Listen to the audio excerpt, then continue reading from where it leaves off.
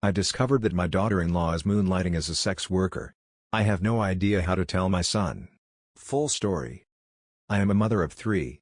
My husband, Claude 60M, and I both come from old money. Our families are very wealthy and have been for over a century. We had a lot in common when we first met in our teens. Each of us was an only child, and each of us kind of found the culture of our lives to be embarrassing and snobby. We didn't end up dating until our early 20s, but it was very much for love. Our parents all passed over a 10-year span when we were in our late 20s to mid-30s. As the only heirs to the estates of 2 prominent families, we became very wealthy with a combined inheritance. In addition, my husband has done very well managing the estates, investments, and businesses of our families for the last 30 years. Not being one to just sit around drinking tea and looking pretty, I got into the real estate market. Which I admit is something that is easier to do when you already have tons of disposable cash on hand. I now own numerous properties on the West Coast that turn nice profits.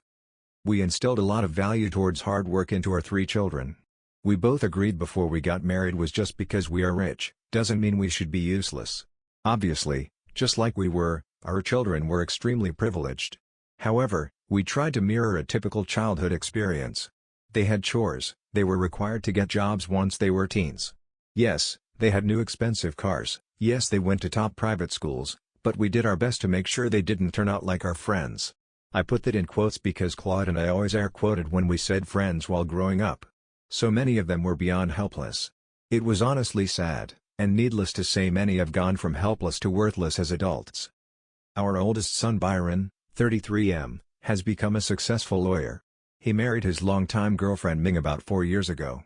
Our middle child was our only daughter, Darcy, 30F. She is still single and has gone into a number of philanthropies that we are very proud of. Our youngest son, Damien 27M, is my concern in writing this. 7 years ago he met his now wife, Kylie, 27F, while he was in college. They have provided us our only grandchild, Grant, 2M. Unlike our older children that chose to go to traditional Ivy League schools, he elected to go to San Diego State University. This was fine, it was his choice. He has always been his own person. He was different from the other 2. They always seemed to embrace the expectations. Always very much fit the mold you expect of people born into this kind of life. Damien did not. He was quieter, yet sure of himself. I remember when he was very young he rarely ever cried for any reason. As he grew up it seemed like he was often the center of attention, yet he needed none of that. I often thought he could be just as happy in a room of his 10 closest friends or completely alone for a week. Damien went into a tech field, and now works as a software developer. He obviously wants for nothing with millions in his trust, but I find it refreshing that he lives the way he chooses to, and not by the degree someone of his status is expected. Kylie, for being a regular girl, has fit in very well with our family. I've always said Damien really lucked out with her. She is the most charming, kind woman. She always seems absolutely obsessed with Damien. They have so many common interests, and she is beautiful on top of that. Kylie never disappoints when with the family either. She takes a real interest in all of us and can't wait to dive into anything we have planned. She has been a very quick study at society events too, always impressing, which I know can be hard when you don't grow up in it. Our grandson is just the sweetest little boy and I love him so much. This is also what makes the news I received so hurtful. I recently had a friend visit me that I had not seen in person in a few years. It was really nice catching up, because the last time I saw her was nearly 4 years ago when she got divorced from her husband after 34 years of marriage. We didn't really talk about what happened then, but I do know that she had discovered her husband was a frequent customer of an escort service. During her visit with me we mostly just got caught up on our current lives, but towards the end of the visit the conversation did turn towards her ex-husband. There was definitely some lingering bitterness there. As she talked it turned to sadness. She expressed it's been really hard on her because she knows she never looked like the girls he was paying for. She had even found some of their pictures on her ex-husband's computer. She pulled her phone out, a few tears forming, and opened her photos. They were like advertisements. These were what the escort agency sent for clients to choose from. She scrolled through a few holding the phone so I could see. I didn't really want to see. As she was venting, saying, "How was I supposed to compete with that?" I was mostly trying to console my friend, one because I knew this had to be hard, but also because I knew she would be embarrassed having shown so much emotion. That was until I noticed the tattoo. I stopped my friend scrolling. There were only 3 or 4 pictures she had gone through. The girl in this picture looked exactly like Kylie, Well, at least like she looked when she was 20 to 21 years old. That would have been around the time her and Damien met, maybe their first year of dating. I could have rationalized the similar appearance. Sometimes people just look a lot alike. However, in the picture, you could just barely see part of the same Bulbasaur tattoo that Kylie has on her inner bicep. It has to be her, I'm sure of it. I don't want to ruin my son's marriage. Maybe he knows about this part of her past. I won't judge. I swore a long time ago that I wouldn't become one of those people. It's just that this photo could very well be from when they were dating, and I feel my son has a right to know. I don't want him to get hurt if something comes out later. I think the best course is for me to do a little private detective work and figure out if this is all in the past, how far in the past, and to what extent. Then I can go to my son with all the information. I have found out so much disturbing information since I started digging into my son's marriage. I feel guilty for doing so, but what started out as just trying to confirm whether or not my daughter-in-law was an escort, has taken on a life of its own. I hired a private investigator to figure out if Kylie was still performing this kind of work. I had him follow her for 2 weeks and he reported back that she did not meet with any other men or women during that span of time, other than a girlfriend she had lunch with 2 or 3 times. There was nothing there, yet the pie had told me he expected there was going to be. The very first night after I hired him, he went to scope out their house. He said he was just making observations when he saw Kylie come out the door with Grant. She got into her car, and drove to a very nice townhouse in an affluent part of the city. The pie told me he was sure she was there to meet some older married man. He has seen this kind of thing play out this way numerous times. He watched for 2 days as Kylie and Grant stayed at this place. No one else came or went from the residence except the 2 of them. They went to a park and played on the playground, and went to get food twice. He said he was sure no one else was there. In the 2 weeks he observed her, 8 of the nights she stayed at this townhouse, and she spent all of each Monday there. I decided to look into this residence and discovered Kylie owns this place. It is her place, in her name alone. This has me somewhat alarmed, as I am wondering if Damien and Kylie are having some sort of marital problems. I have doubts on it though, as it appears Kylie bought this place 4 years ago, 1 year after they got married and 2 years before they had Grant. Which leads me to my next glaring red flag. They are not legally married. They had a wedding, I was there. It was a big expensive wedding. They signed the standard prenup beforehand. The only thing that was different was, instead of the family lawyer handling it, Damien hired a friend of his from high school. He was a young practicing attorney, and Damien said it would be a big boon to his good friend if he got to handle a high-end client, so we didn't fight him on it. I did have our people take a look at the prenup, and they said it was pretty standard. How are they not married? My pie said it looks like they just never filed the paperwork. If they didn't want to be married, that was fine.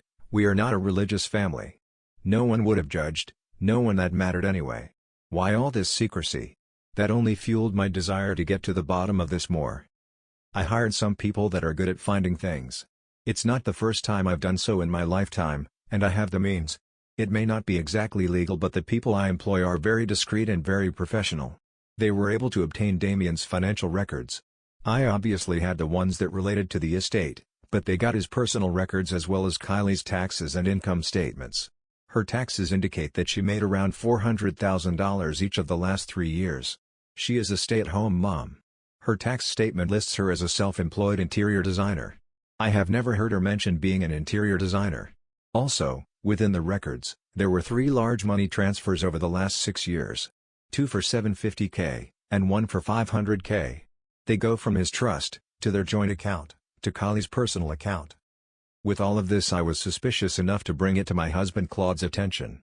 He has always been level-headed and understanding. I was very surprised when he told me to just drop it and stay out of their business. He even had a bit of a sharp tone when he told me this that caught me off guard. This got under my skin a bit and I bit back. Eventually he said to me, "Just stop.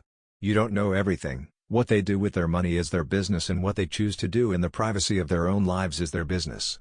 They are all happy and so are we. There is no reason to rock the boat." I admit I got a little bit irrational here, as I knew he was hiding something from me. We fought a little bit more about it and I walked away from him. Upset, I made a rash decision and drove over to Damien and Kylie's home, intent on confronting them. They have a nice big house but nothing over the top. I let myself in the side door, which was a mistake. They didn't hear me coming, and when I walked into the living area I saw Kylie cleaning the house, completely naked. Damien was sitting on the couch watching her, and enjoying the show. I screamed, "Oh my God!" They both freaked out as well. Damien quickly tried to cover up, and Kylie turned to head out the room, but before doing so, in a panicked voice asked Damien, "Should I cover up?" Which he quickly replied, "Yes, please do so, baby." Damien popped up rightfully agitated with me. He was heated until Kylie came back out in a robe. She smoothed everything over, even made a little joke about getting a sign that says "Roleplay in Progress" to hang on the door. I didn't say anything about what I learned. I was far too embarrassed. It was hours later when the whole scene began to cause me some suspicion. I don't care if they are being kinky. I may be 57 but I've done my share of kinky and still do sometimes, so that is what it is. I just wish I hadn't walked in on it. What bothers me is what she said after I walked in. Why did she ask him if she could cover up? That seems obvious. What kind of dynamic do they have that she would need to ask in that situation? All of this has me going back and forth between what my husband said and what I feel I need to do. I tried to get it out of him again but he said, Damien trusted him with this, and he asked me not to share it with you, to spare your feelings. I know Darcy has done the same with you over the years, especially when she was in high school and college. I never held that against you or asked you to betray her trust. I ask that you respect and trust me when it comes to this matter. I will do that. I will not press him, but that does not mean that I will not press our son for the truth. It took a couple weeks to actually get my son Damien alone and ask him what was going on with him and his wife. My husband was right. I should have just left it alone. It took some poking, it took me showing all the evidence I had acquired. Initially Damien thought that his father Claude had let it slip. I assured him that was not the case. Quite the opposite actually. Eventually he told me everything. Kylie is not a former escort. When he told me that I felt this relief wash over me. It was very short-lived. She is a current escort. She is his escort. Their entire relationship is just a business transaction. He pays her $177.15 an hour. The $500K transfer was a wedding bonus. Grand was what Damien bought for the $750,000 3 years ago. They sat down and negotiated the price of producing a grandchild. Damien wants a second child, which is what the most recent $750,000 is for. I'm sure I had the dumbest look on my face while he was telling me all this. I can't wrap my head around it, it's absolutely insane. It all makes sense though. Her income and tax filings. The townhouse she owns. The fact that she spends less than half the nights at their home. She's off the clock. I asked so many questions about their whole dynamic and Damien was surprisingly forthcoming. If she is there with him or at his house, she is on the clock. If she is doing anything with any part of the extended family, she is on the clock. Basically anytime she is pretending to be a member of our family she is on the clock. She gets to keep any gift she receives from anyone. Damien will keep their house as if they all live there full time. Basically foods she likes will be on hand, she will have hygiene products there, etc. During the time she is on the clock she is available to him at any time. They make a 2-week schedule of when she will stay overnight. If he wants to change this and have her stay overnight on an unplanned evening he can request this, but she has the option of refusal. This is just the regular everyday stuff. Vacations, family gatherings, and other special events are all assumed time in which Kylie will attend unless they are on unreasonably short notice. When it comes to Gran, they both consider him their child and love him. They look at it like it's co-parenting. She has primary custody and is with him almost full time. They do employ a nanny as well for when they are both busy or Kylie needs a break. Damien assures me she sees Grand as her child and will never give up custody of him. I strangely believe this is everything I have ever seen, is that she is a wonderful mother.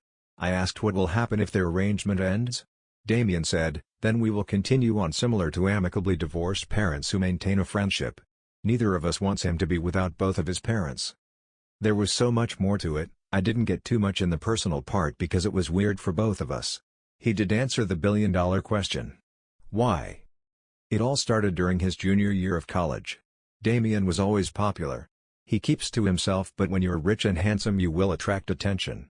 He told me he always dated, contrary to what everyone thinks about him. He does want to be with someone special. He told me every time he had a girlfriend, it would always come back to what he could give them. Every time he began to sense they were after something else. Which I know when you have the wealth that we do you always attract this type of person. Then, a friend put him onto the escort service. They were very discreet. That is how he met Kylie. Kylie apparently offered something called a girlfriend experience. I guess normally there are a lot of rules surrounding what you can and can't do with an escort. When you pay for the girlfriend experience you get the treatment a regular boyfriend might get.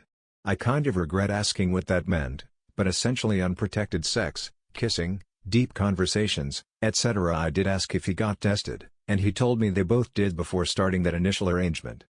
After about a month of this, Damien said he was really enjoying their relationship.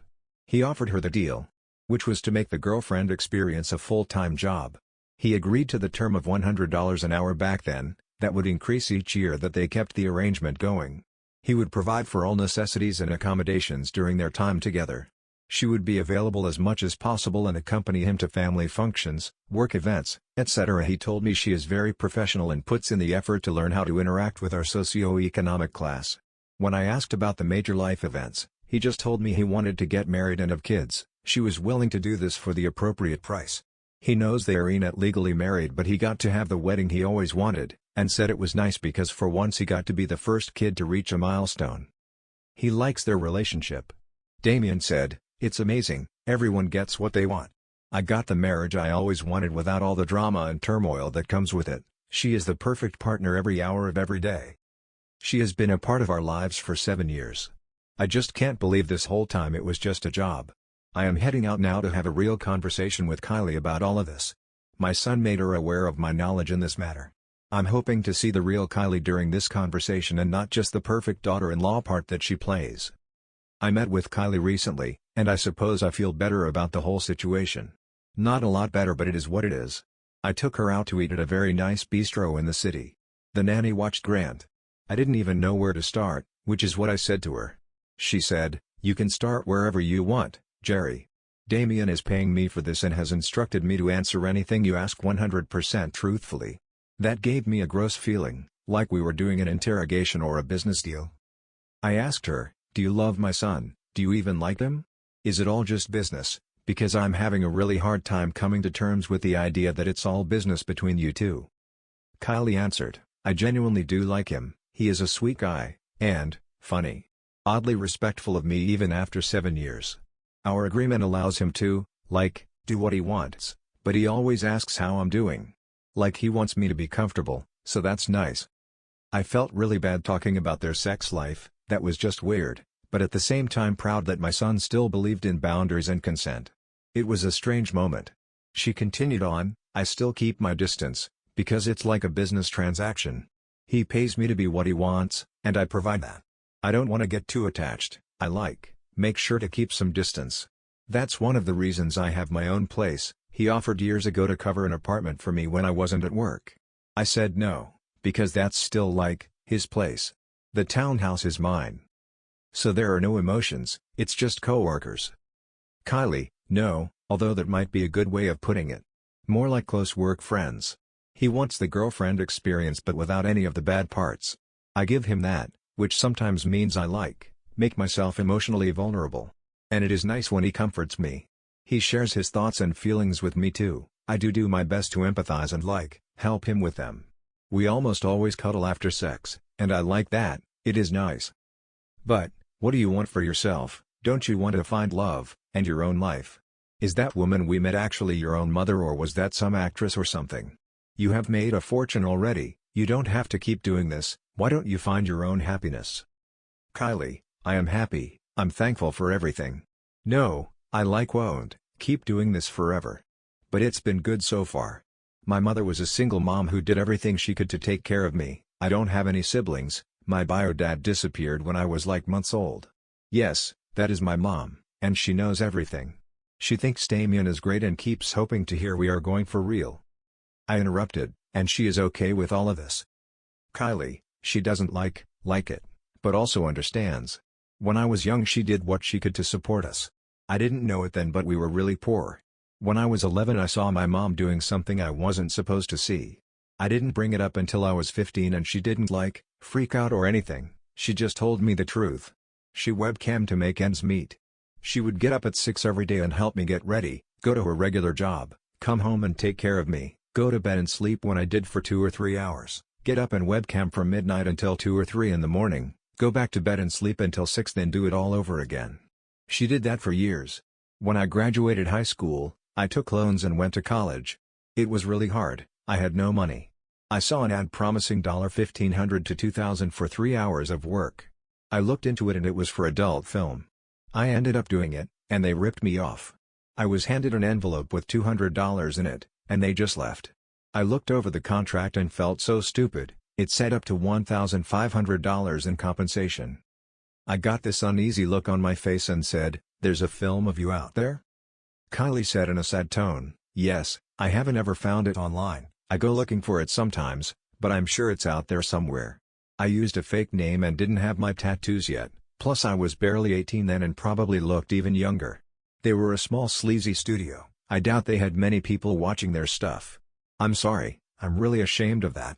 She got a little teary-eyed at that, so I took her hand and told her it was okay. She didn't have to tell me anything she didn't want to.